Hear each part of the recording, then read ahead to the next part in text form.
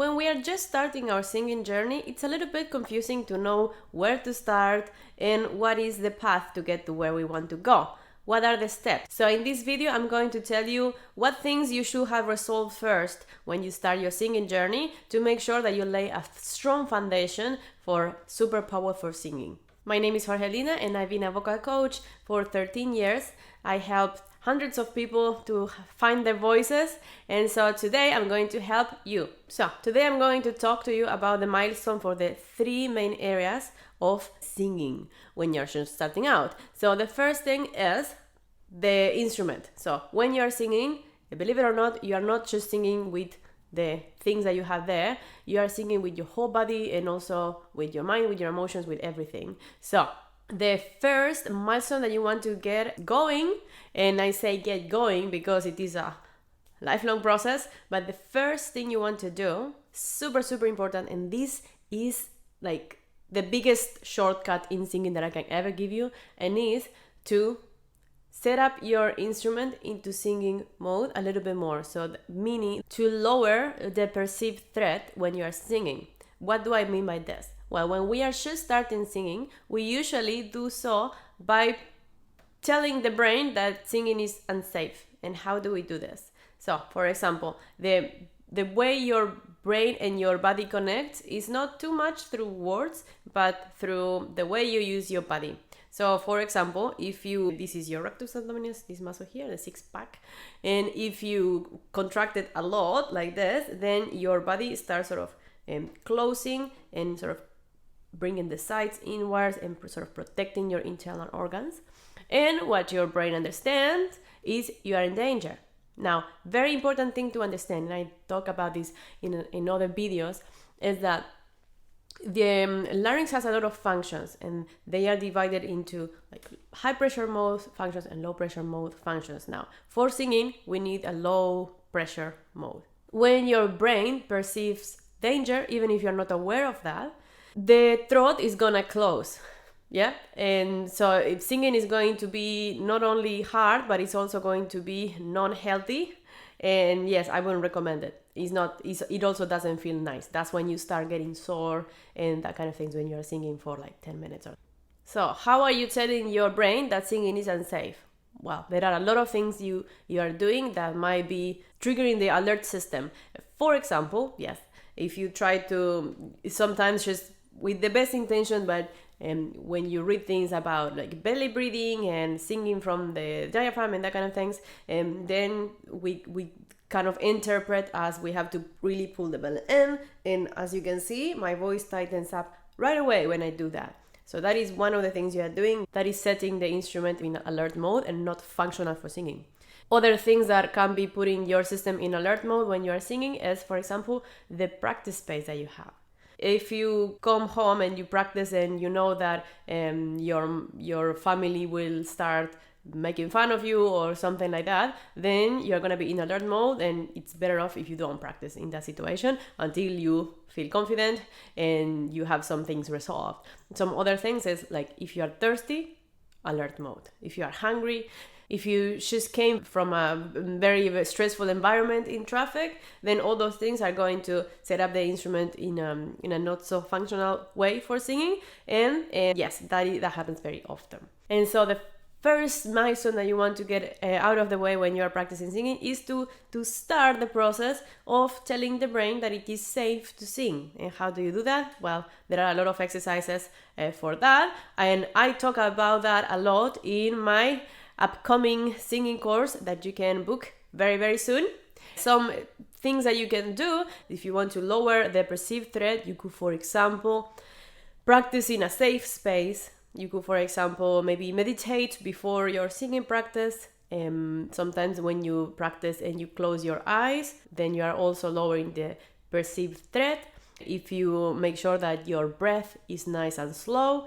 So there are a lot of things that tell your brain it is calm and it is safe to sing. Now, in terms of like actual results with the voice, the first milestone you want is not to sing whistle notes, and it's not to belt out powerful songs like Whitney Houston, but it is balancing the voice. And what do I mean by this? Well, We all have a sort of a different way to organize the body to produce sound, and in one of the singing methods that I am a teacher of, we divide that into 4 singing tendencies. So for example, one of the singing tendencies is when you start going higher with your chest voice. This has to do with the way you organize the body, and also how that affects your pitch muscles. So for example, in one of those tendencies, you tend to pull your chest voice. So you start singing higher and then you start sort of yelling,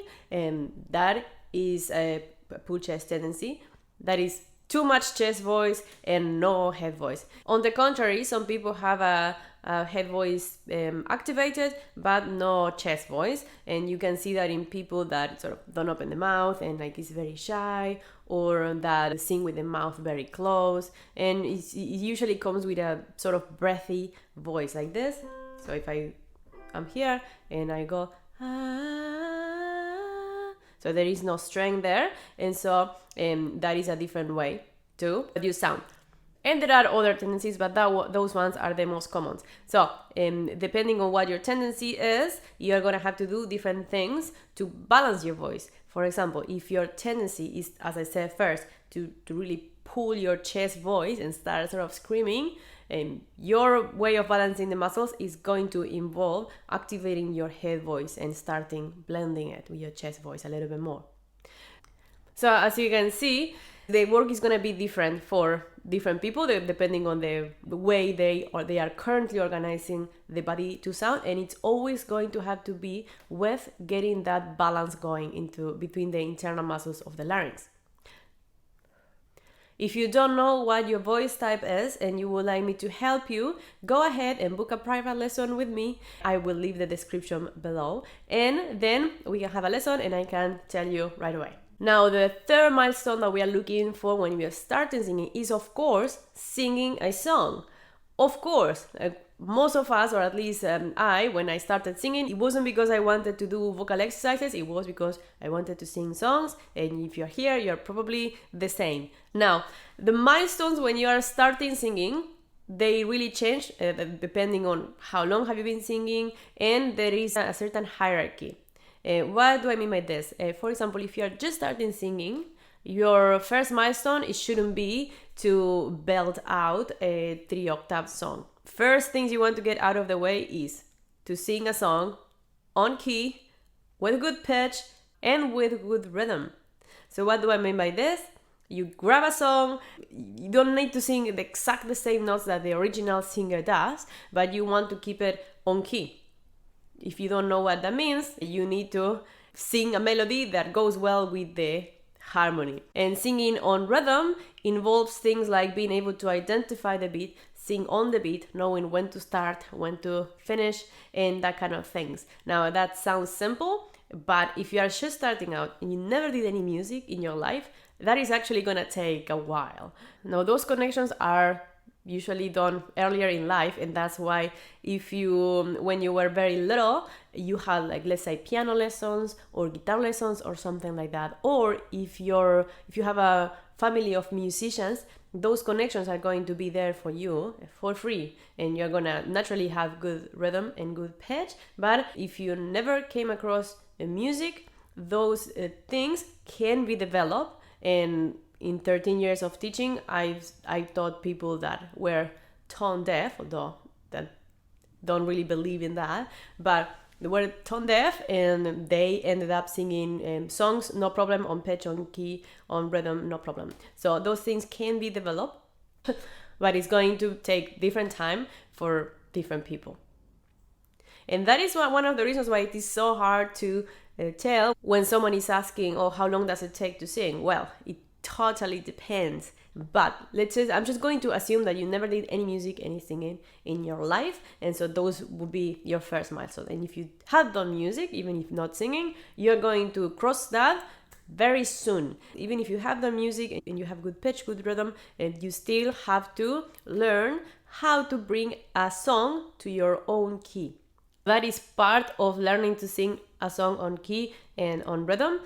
grabbing your chosen song and finding the right key. And for that, there are different tools. In fact, I think I have a video. I'm going to leave a link in the description below for you to find it on how can you find the right key. And also has to do with choosing the right song. When you are just starting out, you don't want to choose a song that is like super out of the way, like SOS by Dimash. There are songs that are appropriate for beginners, and I have a video about that as well. And I'm also going to just put it in the description below for you. And those are the first milestones that you want to get out of the way when you are starting singing. How long could that take? Anywhere from a few weeks or a few months. Now, if you would like some help with these steps, I am just about to release a course for beginners, and it's gonna be a subscription as well, so you can choose your preference, or you can go ahead and book a private lesson with me and I can get you started. I have casual private lessons and coaching programs as well, so get in touch and we can work together. If you like this video and you would like to get more videos like this, please hit subscribe and like, and I'll see you in the next video.